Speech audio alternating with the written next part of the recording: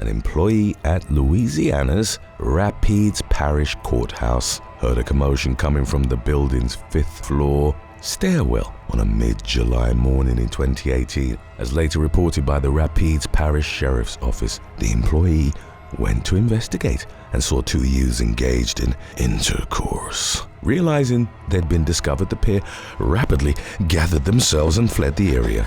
The employee recognized the male as 20-year-old Miguel Camille Glorioso, an inmate assigned to cleaning detail at the courthouse. In April of that year, he was sentenced to 8 years in prison at hard labor after he'd previously pleaded guilty to drug charges. Glorioso was quickly tracked down and arrested, as was the female with whom he'd been caught, 19-year-old Jamie Lee Cootie. The latter flashed a wide smile in her booking photo after she and Glorioso were charged with obscenity. Cootie was released on $1,500 bond, while Glorioso had his trustee status stripped and was detained at the Rapides Parish Detention Center. Number 8. Dawn Gentry. In the spring of 2022, former Kenton County Family Court Judge Dawn Gentry was suspended from practicing law for 4 years by the Kentucky Supreme Court. She'd previously been removed from office in 2020 after she was found guilty of nearly a dozen misconduct charges. The allegations against Gentry had included her intentionally delaying cases as a form of retaliation against those who rebuffed her advances or refused to make donations to her election campaign. Some of the cases in which she'd intervened reportedly involved minors who'd suffered abuse. Gentry also reportedly had employees work on her campaign during officer hours. Family court lawyer Catherine Schultz testified at a disciplinary panel that Gentry kissed her in the courthouse bathroom. Against her wishes, Schultz eventually quit due to provoking Gentry's wrath after turning down her propositions for group relations. Although initially lying about it under oath, the disgraced judge eventually admitted to having an inappropriate physical relationship with her case specialist, Stephen Penrose, who was her subordinate, but also her former church pastor. Gentry reportedly forced a veteran courthouse employee to resign so that she could hire Penrose in their place. She reportedly had group relations with Penrose and her secretary, Laura Aubrey. Gentry was accused of turning her courtroom into a frat house, not only by openly engaging in inappropriate relationships, but also by drinking alcohol on the job and allowing those close to her to do the same, as dictated by her suspension, collecting fees and allowing the use of her name by a law firm. Number 7. Shamika Julie Leading and Jake James Quinn, Australian teenager. Shamika Julie Leading was due to appear in Toowoomba Magistrates Court on June the 28th of 2022 on an unspecified charge. That morning, 19-year-old Leading was in the courthouse public waiting area with her partner, 20-year-old Jake James Quinn, as reported by police prosecutor Cameron Francis. The couple began kissing vigorously before they were captured on CCTV having intercourse. Leading lifted her skirt, got on top of her boyfriend and started moving up and down only a few feet away from others in the waiting area. The couple were interrupted by a security officer. As the latter left the area, Leading and Quinn went at it again before a volunteer court staff member intervened. The youths briefly obliged calls for them to cease, but then resumed their lovemaking, prompting security to approach them once more. Leading reportedly stood up quickly and used her arms to block the officer's view as her boyfriend attempted to cover himself. Quinn and Leading were easily identifiable via security footage, and 2 days after their lewd display, they were handed notices by the police. They pleaded guilty to committing an indecent act and were given 60 hours of community service. Leading's lawyer attributed their behavior to the exuberance of youth, but Magistrate Claire Kelly described their actions as outrageous, adding that she'd never heard of such an incident occurring in a courthouse. The magistrate addressed the couple to say, in a disrespectful manner, "You've taken into the public area a very private act." Number 6. Wade McCree.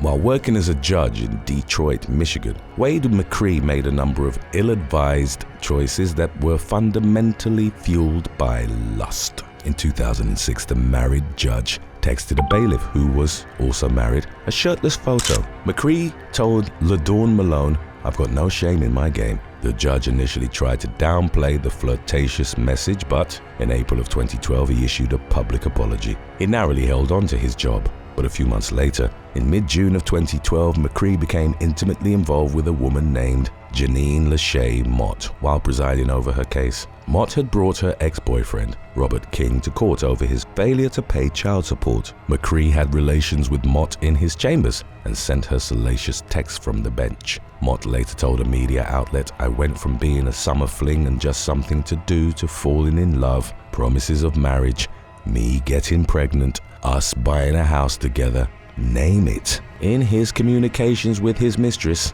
McCree discussed the punishment he would give King, who ended up serving jail time following the case. Once his affair with Mott was discovered, McCree maintained that it hadn't influenced the punishment he'd given her ex. In 2014, the Michigan Supreme Court removed McCree from office and conditionally suspended him without pay for 6 years. Number 5. Christian Lang. Christian Lang, the co-founder and CEO of e-commerce platform TradeShift, was fired in the fall of 2023 amidst severe allegations of assault and harassment. His former assistant, identified in court documents only as Jane Doe, claimed that Lang had forced her to sign a slave contract, which resulted in her suffering through years of horrific abuse. The contract stipulated that the woman had to always be available for her master and never refuse intercourse under any circumstances. She was required to dress in a proper feminine way, keep her weight between 130 and 155 pounds, as well as to maintain a diary of Lang's subjugation and enslavement of her. The contract also stipulated that the slave had to thank her master for any form of corporal punishment he deemed necessary to dish out, and that her body, along with all of her possessions and financial assets, belonged to him. The woman claimed that she loved her job at TradeShift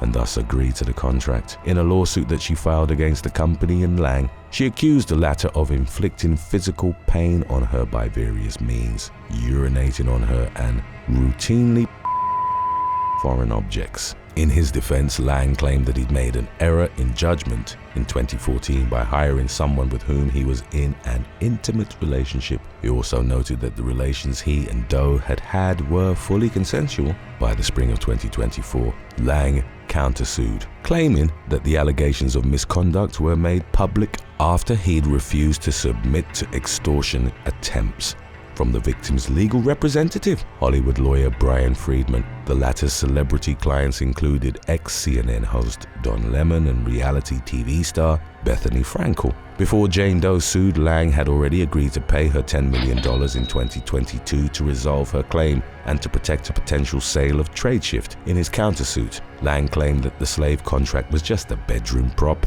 downloaded from the internet after his relationship with the accuser had come to involve elements of BDSM. He underlined that it was never meant to be enforceable, particularly not in the workplace. The scandal went public following messages to Lang from Friedman, in which the lawyer threatened to get the media involved while making thinly veiled demands for more money. Lang presented the message exchange as evidence. One of the CEO's lines read, "I have no other assets," resulting in Friedman writing, "It's a shame that you could make this go away instead of permanent destruction." Weeks later, Jane Doe filed her lawsuit and Friedman went to TMZ with a copy of the slave contract. As of the latest updates on the matter, Lang and Jane Doe's lawsuits were ongoing. Number 4. Reagan Anderson.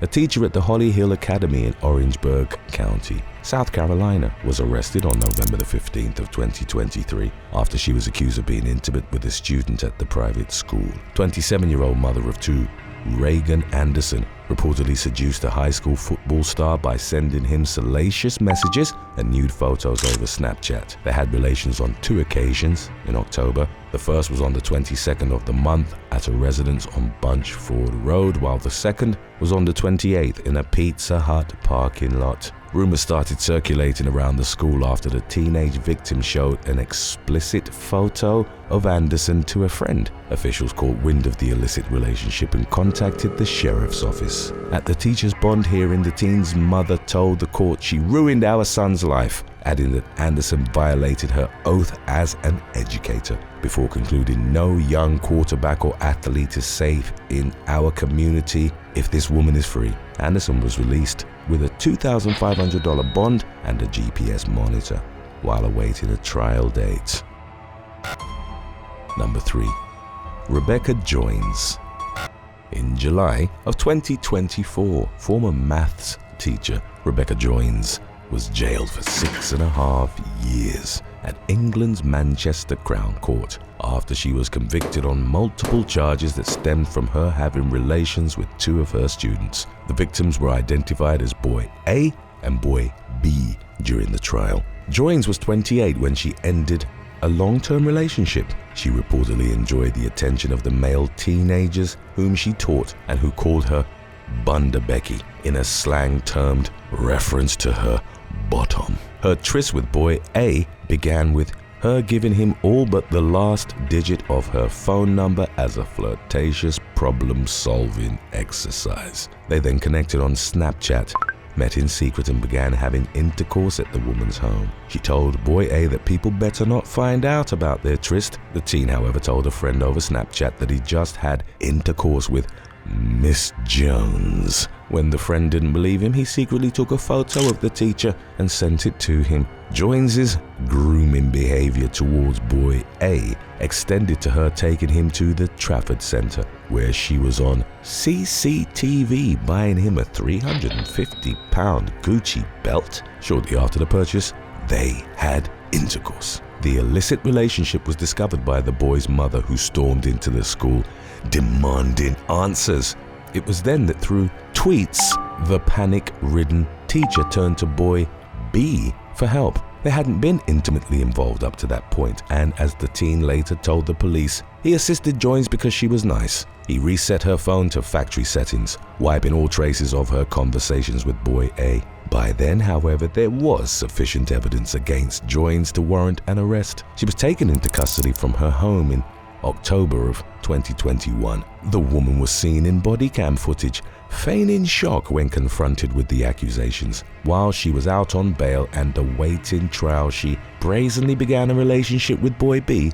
She sent him flirtatious messages and a revealing photo on Snapchat. During the months that followed, Joynes took the teen's virginity and they went on to have relations numerous times at different places. The teacher eventually became pregnant with boy B's child. She revealed the pregnancy to him at the end of a date night, which she'd planned to include intercourse-themed games. Joynes gave birth to a daughter in early 2024, and the child was taken away by protective services within 24 hours. During her trial, the disgraced teacher made a naked attempt for sympathy by having baby clothes tucked visibly into her trousers. The families of her victims cheered when she was found guilty of abuse. Boy A didn't write a victim impact statement, but boy B did, addressing the illicit relationship to say, "I was coerced and controlled," while highlighting that the main victim of the situation was the child he shared with Joynes.